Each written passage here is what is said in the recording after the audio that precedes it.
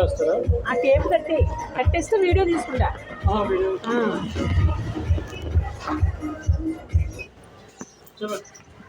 Hi అండి, bye అండి, నమస్తే. రమత్ నగర్లో దుర్గా ఫ్రెండ్ ఉంటుందండి. ఆ ఫ్రెండ్ ఇంటికి ఈ సందులోని వీళ్ళు కర్రీస్ రైస్ కూడా అమ్ముతున్నారండి.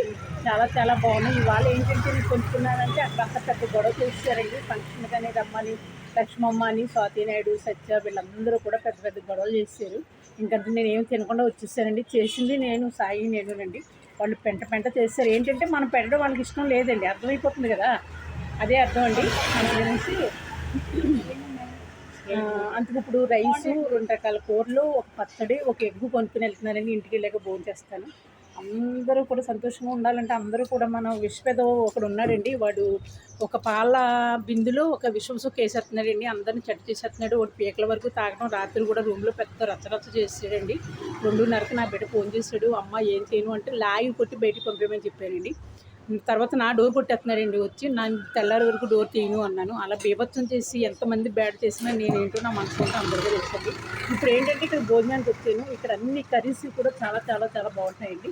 అవి అబ్బాయి అండి, ఓనర్ కొడుకు వాళ్ళు పెట్టుకున్నారండి. ఇక్కడ చాలా బాగున్నాయి. మీరు ఎవరైనా సరే రమత్ నగర్లో ఎవరైనా సరే ఇక్కడ తీసుకోండి. తిని టేస్ట్ మీరు చూడండి, చూసాకనే తీసుకెళ్ళండి. ఎందుకంటే ఇది 2వ సారి అండి నేను తీసుకెళ్తాం. ఇప్పుడు రైసు, ఎగ్గు, పచ్చడి, కూర. ఏం పేరమ్మా?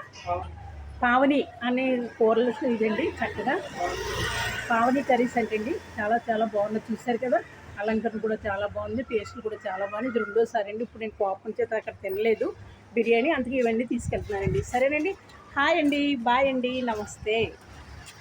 చూశారు కదా, అందరూ ఏడిసి ఎదవలే ఉన్నారండి.